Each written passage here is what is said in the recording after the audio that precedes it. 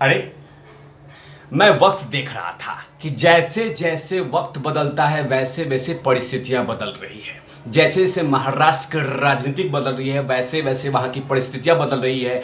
अब परिस्थिति ये आ गई है कि उद्धव जी के बारे में, आदित्य ठाकरे के बारे में और संजय राउत के बारे में याचिका दाखिल की गई है और कहा गया है कि इनके ऊपर में देशद्रोह का मामला दर्ज किया जाए।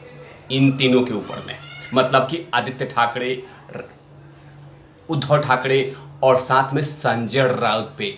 और क्यों आखिरकार देशद्रोह का मामला दर्ज होना चाहिए, इसी की चर्चा मैं पूरे एपिसोड में करूंगा कि आखिरकार कौन है वो व्यक्ति जो महाराष्ट्र में रह के ही आदित्य ठाकरे, उद्धव ठाकरे, संजय राउत के बारे में कह रहे हैं कि इन तीनों के ऊपर में देशद्रोह का मामला दर्ज होना चाहिए। इसी की चर्चा इस पूरे एपिसोड में। नमस्कार, आप देख रहे हैं तिवारी भैया, मैं हूं वेद प्रकाश। महाराष्ट्र में जैसे जैसे समय बदल रहा है वैसे वैसे घटनाक्रम बदल रहा है। जैसे जैसे टाइम बदल रहा है वैसे वैसे राजनीतिक उठापटक, कभी ऊपर कभी नीचे, कभी ऊपर कभी नीचे, शेयर मार्केट की तरफ आगे हुए जा रहा है। वैसे ही शेयर मार्केट की तरफ हुए जा रहा है। लेकिन अब मामला ऐसा आ गया है कि बॉम्बे हाईकोर्ट में याचिका दाखिल की गई है।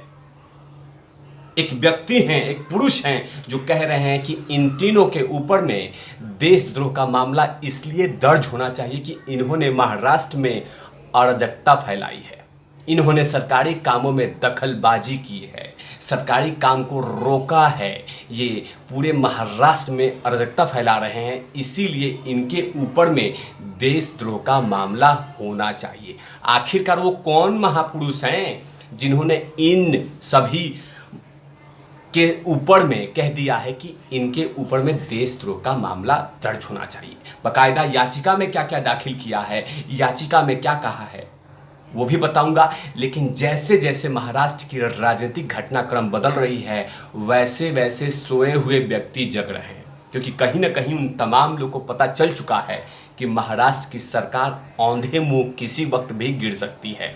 अल्पमत में तो आ चुकी है और गुवाहाटी में बैठे वो तमाम विधायक लगातार यही कह रहे हैं कि सरकार गिराही के मानेंगे, सरकार गिराही के मानेंगे, सरकार गिराही के मानेंगे।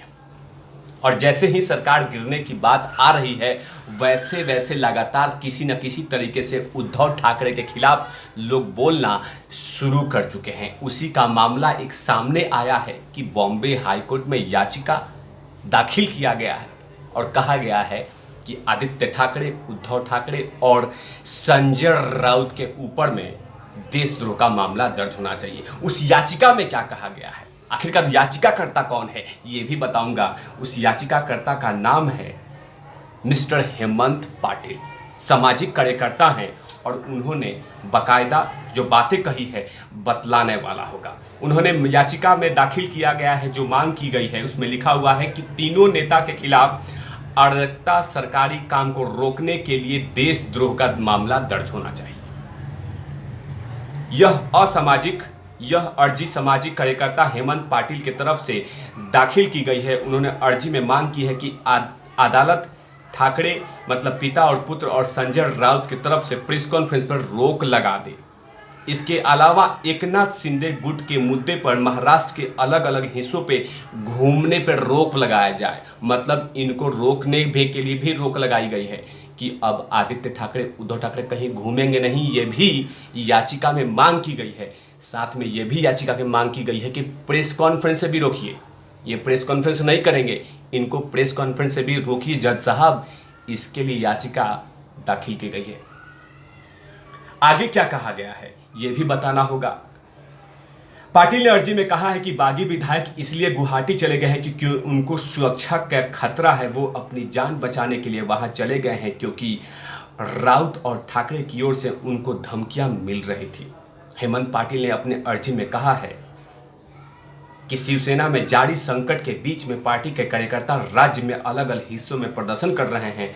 उन्होंने कहा कि ऐसा इसलिए हो रहा है कि ताकि लोगों के दिमाग में भय पैदा किया जा सके, इसलिए कोशिश के तहत शिव सैनिक हिंसा कर रहे हैं और कई स्थानों पर दंगे कर रहे हैं।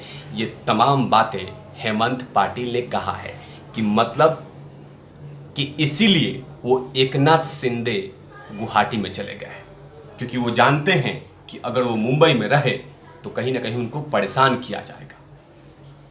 इसीलिए वो लगातार गुवाहाटी से मांग कर रहे हैं, चर्चा कर रहे हैं, डिबेट कर रहे हैं कि हमें वहां पे क्यों रखा जाए, क्योंकि संजय राउत लगातार ये कह रहे हैं कि कभी आओगे चौपाटी में, कब तक रहोगे गुवाहाटी में, तुम लोग आओ, तुम्हारा इंतजार करेंगे, तुम्हारा लाश आ रहा है, तुम्हारा ये आ रहा है, तुम्हारा वो आ रहा है। किसी न किसी इस तरह के बयान शिवसैनिक को उग्र कर रहे हैं। इस याचिका में ये भी कहा गया है कि ये तमाम जो चीज़ें हो रही है महाराष्ट्र में, उसके पीछे कहीं ना कहीं आदित्य ठाकरे, उद्धव ठाकरे और संजय राउत हैं। इसी के कारण पूरे राज्य में माहौल खराब हो रहा है। ये तमाम बातें कही है। यहीं पे पाटिल जी नहीं रुके हैं, सामाजिक कार्यकर्ता आगे और भी कह दिया है बातें। हेमंत पाटिल ने कहा कि राज्य में ज्यादातर जिलों में आदित्य ठाकरे, उद्धव ठाकरे और संजय राउत के उकसावे पे प्रदर्शन हो रहे हैं। यहां तक नहीं असामाजिक तत्वों की ओर से सार्वजनिक प्रॉपर्टी का नुकसान पहुंचाया जा रहा है, जबकि पुलिस चुपचाप देख रही है। ऐसे हालत में राज्य में कानून व्यवस्था लगातार बिगड़ रही है। यदि कुछ भी होता है, हेमंत पाटिल ने कहा कि राज्य में ज्यादातर जिलों में आदित्य ठाकरे, उद्धव ठाकरे और संजय राउत के उकसावे पे प्रदर्शन हो रहे हैं। यहां तक नहीं असामाजिक तत्वों की ओर से सार्वजनिक प्रॉपर्टी का नुकसान पहुंचाया जा रहा है, जबकि पुलिस चुपचाप देख रही है। ऐसे हालत में राज्य में कानून व्यवस्था लगातार बिगड़ रही है।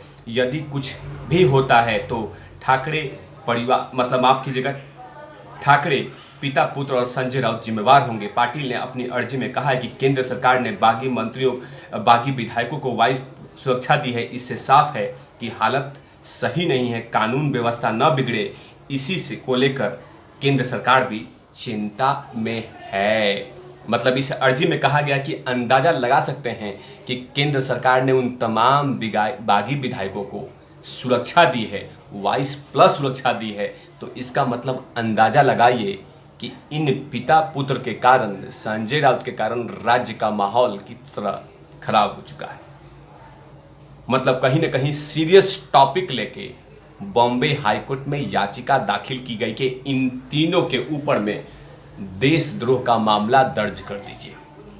मानना तो पड़ेगा कि महाराष्ट्र में रह के वो भी उद्धव ठाकरे जी, आदित्य ठाकरे के बारे में और संजय राउत के बारे में ये कहा जाए कि देशद्रोह का मामला दर्ज होना चाहिए, क्योंकि ये तमाम लोग मिलकर राज्य की कानून व्यवस्था बिगाड़ रहे हैं। अब देखना होगा कि धीरे धीरे जैसे घटनाक्रम बदलता है, उसके बाद कौन सी परिस्थितियां बदलती है। लेकिन जैसे जैसे दिन बदल रहा है, जैसे जैसे घंटे बदल रहे हैं, जैसे जैसे डेट बदल रहा है, वैसे वैसे महाराष्ट्र की राजनीतिक बदल रही है। अब ये कहा जा रहा है कि उनको प्यार से वापस लाने की कोशिश हो रही है। इधर दूसरी तरफ एकनाथ शिंदे कह रहे हैं कि हम तो अभी भी शिवसैनिक में हैं, अभी भी हम शिवसेना में हैं, अभी भी हम शिवसैनिक हैं, हमने शिवसेना नहीं छोड़ा है। लगातार उनकी एक ही मांग है कि आप बाला साहब ठाकरे के विचारधारा को वापस कर लीजिए। लेकिन बात इतनी आगे निकल चुकी है कि लौटना नामुमकिन लग रहा है, कि गद्दार शब्द कहा गया है। बहुत ऐसी ऐसी ओछी बातें कही गई है जिससे कहीं ना कहीं अब वापसी का कहीं कोई रास्ता नहीं दिख रहा है। इसी बीच में अब देशद्रोह का मामला दर्ज होने की याचिका आई है। कहीं ना कहीं अब राज्य की उन तमाम लोगों को यह पता चल चुका है कि सरकारें गिरने वाली है, तो उससे अच्छा है कि उद्धव जी को कुछ ना कुछ हम बोल के जाएं। अब देखना होगा कि बॉम्बे हाईकोर्ट इस याचिका पर क्या सुनवाई करते हैं। लेकिन फिलहाल याचिका में बड़े इंपॉर्टेंट और महत्वपूर्ण मुद्दों की चर्चा की गई है। तब तक के लिए आप देखते रहे तिवारी भैया। मैं हूं वेद प्रकाश, कैमरामैन ध्रुव लाठी के साथ।